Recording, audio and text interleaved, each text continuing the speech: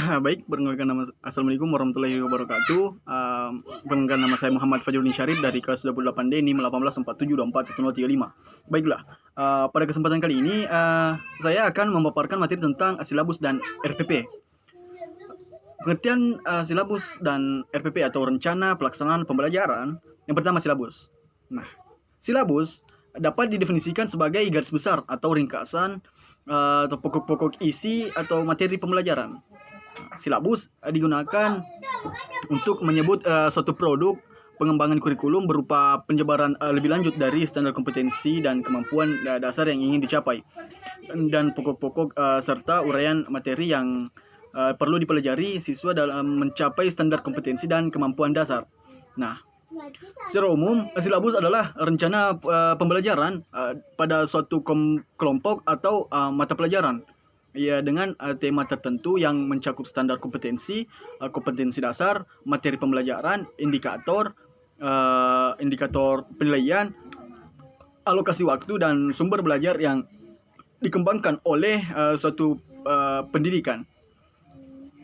Nah, yang kedua, rencana pelaksanaan pembelajaran atau RPP.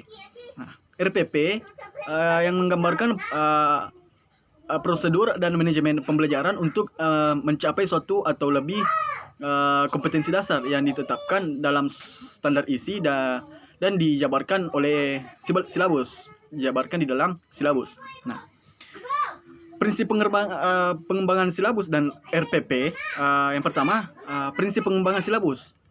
Pengembangan silabus diserahkan sepenuhnya kepada setiap satuan pendidikan, khususnya bagi yang sudah mampu melakukannya. Oleh karena itu, setiap satuan pendidikan diberikan kebebasan dan keleluasan dalam mengembangkan silabus sesuai dengan kondisi atau kebutuhan masing-masing, agar pengembangan silabus yang dilakukan oleh setiap satuan pendidik tetap berada dalam bingkai pendidikan, pengembangan kurikulum nasional. Maka perlu memperhatikan prinsip-prinsip pengembangan silabus yang meliputi: pertama adalah ilmiah. Pengembangan silabus berbasis ke-13 harus dilakukan dengan prinsip ilmiah yang mengandung arti bahwa keseluruhan materi dan kegiatan yang menjadi muatan dalam silabus harus benar, logis, dan dapat dipertanggungjawabkan secara keilmuan. Nah, yang kedua, yaitu relevan. Cakupan ke dalam tingkat kesukaran dan urutan penyajian dalam silabus sesuai atau ada kaitannya dengan tingkat pengembangan fisik, intelektual, sosial, emosional, dan spiritual peserta didik. Yang ketiga, sistematis. Komponen silabus saling berhubungan dengan fungsional dalam mencapai kompetensi. Poin keempat yaitu konsisten. Adanya hubungan yang konsisten antara kompetensi dasar, indikator, materi pokok, pengalaman belajar, sumber belajar, dan sistem penilaian.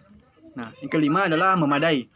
Cakupan indikator materi pokok, pengalaman belajar, sumber belajar, dan sistem penilaian cukup untuk menunjang pencapaian kompetensi dasar. Yang keenam, selanjutnya poin keenam, yaitu aktual dan konseptual. Cakupan indikator, materi pokok, pengalaman belajar, sumber belajar, dan sistem penilaian memperhatikan pengembangan ilmu, teknologi, dan seni mutakhir dalam kehidupan nyata dan peristiwa yang terjadi. Yang ketujuh adalah fleksibel.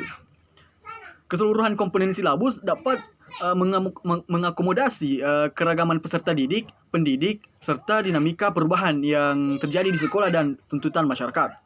Yang kedelapan adalah menyeluruh.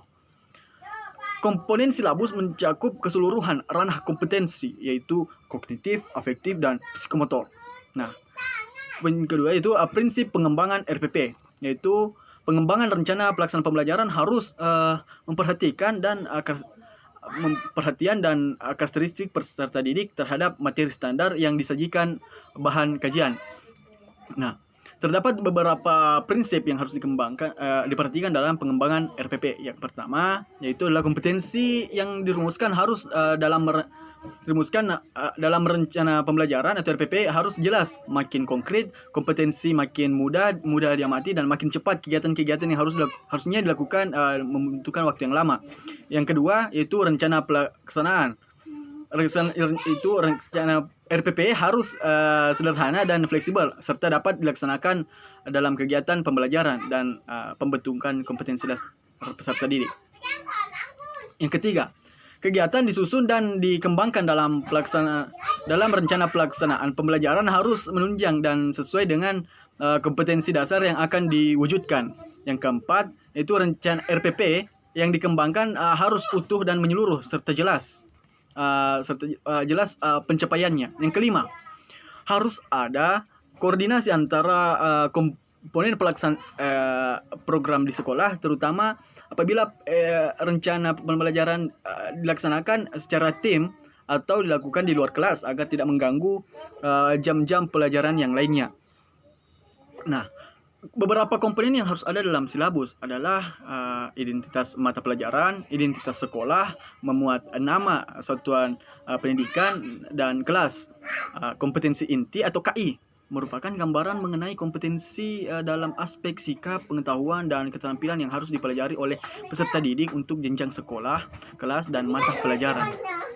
Kompetensi dasar atau KD merupakan kemampuan spesifik yang mencakup sikap, pengetahuan, dan keterampilan yang muatan atau mata pelajaran. Ya, selanjutnya adalah indikator pencapaian kompetensi. Adalah perilaku yang dapat diukur atau diamati untuk menunjukkan ketercapaian kompetensi dasar tertentu yang menjadi acuan penilaian mata pelajaran. Materi pokok memuat fakta, konsep, prinsip, dan prosedur yang relevan dan ditulis dalam bentuk butir-butir sesuai dengan rumusan indikator pencapaian kompetensi. Nah, pembelajaran adalah kegiatan yang dilakukan oleh pendidik dan peserta didik untuk mencapai kompetensi yang diharapkan. Penilaian merupakan proses pengumpulan dan pengolahan informasi untuk menentukan pencapaian hasil belajar peserta didik. Alokasi waktu sesuai dengan jumlah jam pelajaran dalam struktur kurikulum atau untuk satu semester atau 1 tahun. Sumber belajar dapat berupa buku, media cetak, dan elektronik, alam sekitar, atau sumber belajar yang relevan. Nah, perbedaan silabus dan RPP.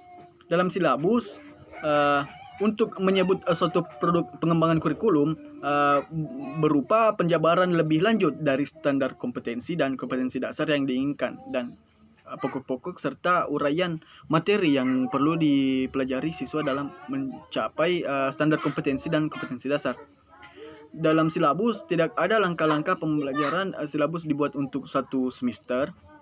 Nah, RPP yang menggambarkan prosedur dan manajemen pembelajaran untuk mencapai satu atau lebih kompetensi dasar yang ditetapkan dalam satu standar isi dan dijabarkan dalam isi silabus. Nah, dalam RPP terdapat langkah-langkah pembelajaran. RPP dibuat dalam satu pertemuan atau per bab.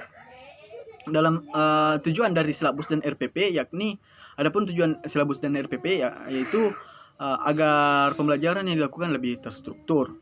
Yang dijadikan patokan adalah standar kompetensi dan kompetensi dasar, dan dijadikan patokannya adalah silabus karena silabus dibuat terlebih dahulu daripada RPP. Adapun kelebihan dalam silabus dan RPP, harusnya silabus dan RPP dibuat dengan baik dan terperinci sehingga tujuan dalam pembelajaran dapat tercapai. Perbedaan antara silabus dan RPP adalah terletak pada waktu yang direncanakan atau dicapai. Silabus merencanakan pembelajaran dalam 1 semester, sedangkan RPP merencanakan pembelajaran dalam 1 kali tatap muka atau 1 bagian materi pembelajaran. Nah, persamaan antara silabus dan RPP yaitu RPP dirancang apabila silabus telah dirancang, atau RPP adalah turunan dari dapat dikatakan RPP turunan dari silabus. Nah, oleh karena itu kita jangan sampai tertukar definisi dan maksud dari silabus dan RPP. Nah, mungkin itulah penjelasan singkat dari saya mengenai silabus dan RPP. Lebih dan kurangnya mohon dimaafkan. Wabillahi taufiq wal hidayah. Wassalamualaikum warahmatullahi wabarakatuh.